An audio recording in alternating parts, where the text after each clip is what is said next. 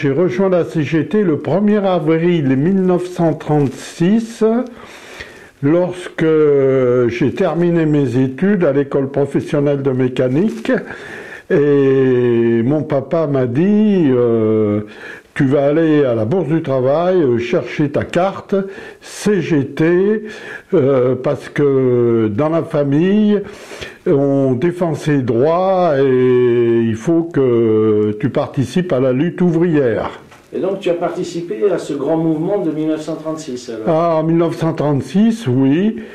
J'ai défilé sur la promenade des Anglais à Nice, le point levé, et j'ai collé des affiches, j'ai distribué des tracts, et lors de la victoire des élections législatives à Nice, il y a eu 3 députés communistes élus, notamment Virgile Barrel,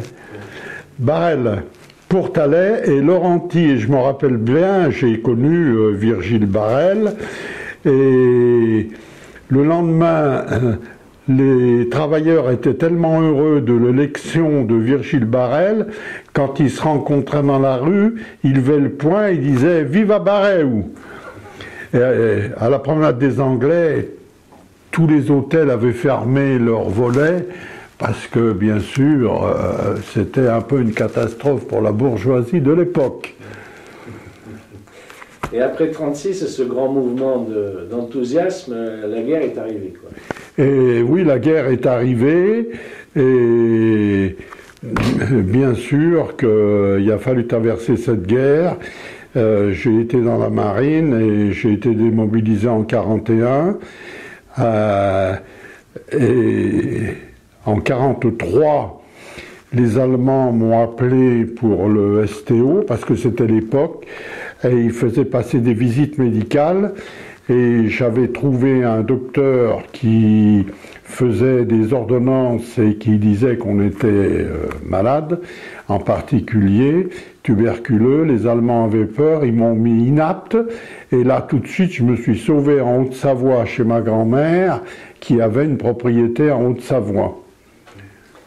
Et donc la guerre finie, pour sauter une étape, la guerre finie, tu te retrouves à reprendre tes activités syndicales. Raconte-nous un peu ce qui s'est passé au lendemain de la guerre. Et oui, la guerre, j'étais à Annemasse en Haute-Savoie, et le 18 août 1944, quand il y a eu la libération d'Annemasse, des camarades ont reconstitué le syndicat de la métallurgie, parce qu'en Haute-Savoie, il y avait beaucoup de métallurgie. Je travaillais dans l'horlogerie et j'ai participé à la reconstitution du syndicat de la métallurgie. J'étais un militant formé et je savais ce que c'était que le combat syndical. Et j'ai été élu le 6 septembre 1944, donc tout de suite, comme archiviste. Et d'archiviste, j'ai grimpé un peu tous les échelons parce que les camarades ont vu que j'étais volontaire, que j'étais dynamique et que j'avais une conscience de classe. Alors, archiviste, parce qu'il fallait retrouver tous les documents Il fallait retrouver tous les documents. On a retrouvé le siège d'avant la guerre. Et on voulait les documents, on voulait trouver les conventions collectives, les différents accords qui avaient eu lieu, pour pouvoir tout de suite discuter avec le patronat de nos droits. Et alors la sécurité sociale, puisque c'est le grand sujet auquel tu as participé, alors, tu as croisé Ambroise Croizade. Ben oui, le 15 mars 1945, c'est la première fois que j'ai été à la Fédération des métaux, parce que j'étais secrétaire général du syndicat des métaux d'Annemasse, qui avait 1500 adhérents, et j'ai été à une réunion de la Fédération de la métallurgie où il y avait Ambroise Croizat et il y avait pas mal de camarades qui revenaient des camps de concentration. Et à partir de là, j'ai participé aux réunions fédérales de la métallurgie où j'ai vu Ambroise Croizat, je crois, avant qu'il soit ministre du Travail. Alors comment as-tu été amené à t'occuper de la sécurité sociale ? Eh bien, la Confédération avait déjà attiré l'attention des organisations syndicales sur le Conseil national de la résistance Et le programme prévoyait la mise en place de la sécurité sociale.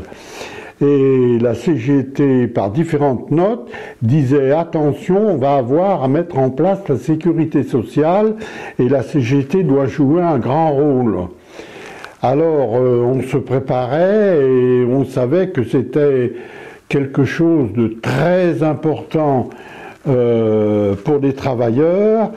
Et petit à petit, on a mis en place un conseil d'administration parce que pour aller vite, il n'y a pas eu d'élection en 1946 après l'ordonnance de 1945 qu'Ambroise Croizat avait signée. Et pour aller vite, on nommait les administrateurs. Et la Confédération, avec la CFTC de l'époque, avait décidé de faire des conseils d'administration avec 16 représentants des syndicats. La CFTC a discuté avec la CGT sur le nombre de représentants et elle n'a pas été d'accord sur le nombre que lui attribuait la CGT. Et elle a dit on refuse. La CGT a dit nous on va de l'avant et on met en place la sécurité sociale. Donc on s'est trouvé tout seul, la CGT, pour mettre en place la sécurité sociale dans tous les départements. Et on avait reçu une note du Bureau confédéral du 10 janvier 1946 qui nous disait ceci: le souci du législateur entraîne pour la Confédération une lourde responsabilité. La réussite dépend dans une large mesure de la qualité des personnes désignées. La volonté de réussir doit animer et obliger à choisir des camarades qui devraient consacrer à l'exercice de leurs fonctions tout le temps nécessaire. Il faut éviter l'absentéisme qui serait exploité par les adversaires de la gestion ouvrière, qui permettrait d'adopter des solutions combattues par les administrateurs ouvriers. Donc, la CGT a attiré notre attention en disant où ça réussit et c'est grâce à nous, où ça échoue et on n'a pas le droit d'échouer parce que c'est une grande réforme nouvelle de la sécurité sociale. À l'époque, il existait en France 727 caisses d'assurance sociale, 727 pour 90 départements, plus les assurances qui géraient les accidents du travail et qui faisaient d'énormes bénéfices. Et il fallait faire une seule caisse par département. Et en Haute-Savoie, nous avions 4 caisses. Nous avions une caisse patronale, une caisse influencée par les mouvements chrétiens, nous avions une caisse départementale et nous avions une caisse d'entreprise de l'électrométallurgie. Alors, il a fallu, donc, moi nommé secrétaire du conseil d'administration. Il faut dire que l'essentiel du travail m'est tombé dessus en tant que secrétaire, en accord avec le conseil, bien évidemment, mais enfin, c'est moi qui dirigeais le combat pour mettre en place cette caisse de sécurité sociale. Alors, on avait choisi la caisse départementale qui existait, mais il a fallu faire le tour de toutes les autres caisses on avait 4 directeurs, 4 agents comptables, 4 chefs de services prestations, et il fallait donc Alors il a fallu régler tous ces problèmes-là sans licenciement, bien évidemment. Il a fallu les régler. Il a fallu créer des sections locales qui n'existaient pas. On s'est adressé aux mairies pour leur demander des locaux pour nous faciliter la tâche. Et puis on a constaté... Il n'y avait ni locaux ni personnel, quoi, pour faire ça. Il y avait des locaux, mais dispersés. Les locaux, ils étaient dispersés, puisque les 4 caisses, elles avaient chacune des locaux. Alors, il a fallu posé le problème d'un local central, et on a tout de suite posé le problème de créer un grand bâtiment pour la caisse primaire de sécurité sociale. Et de 4 caisses, on en a fait une. On a nommé un directeur, un agent comptable en accord avec tous les autres. Ça a été un peu compliqué, mais c'est comme ça. On a découvert à l'époque 5000 dossiers de retard. C'était considérable. Il a fallu résorber ces dossiers. Et c'est là où j'ai pris la direction du service prestation. Mais je ne connaissais pas le problème technique. C'était l'orientation politique et la réussite que cette caisse, elle devait fonctionner dans l'intérêt des assurés sociaux. Alors, je fus l'animateur des débats, et c'est vrai qu'à un moment donné, j'ai même eu un conflit avec le directeur que nous avions nommé, qui était celui de la caisse départementale. Et je me rappelle une réunion d'un conseil d'administration où il s'est élevé parce que j'avais posé le problème en disant « mais la caisse est désorganisée, il faut que la CGT veut que ça soit une réussite dans l'intérêt des travailleurs ».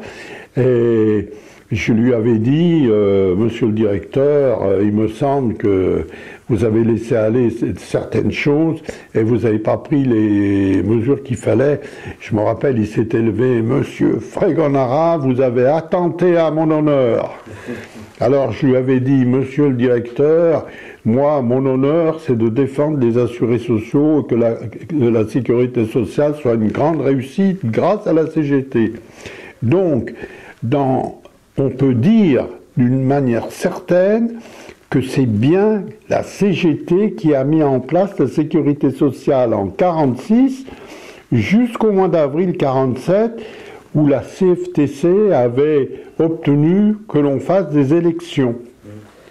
Pour la CGT, c'était quelque chose d'assez nouveau quand même, que l'organisation concrète d'une telle institution, elle n'y était pas préparée. Bien sûr que les administrateurs, ils n'étaient pas préparés à ça. Mais on donnait l'orientation et on savait, on voyait quand même si les services marchaient ou ne marchaient pas. Et à l'époque, on avait suscité l'embauche de camarades de la CGT.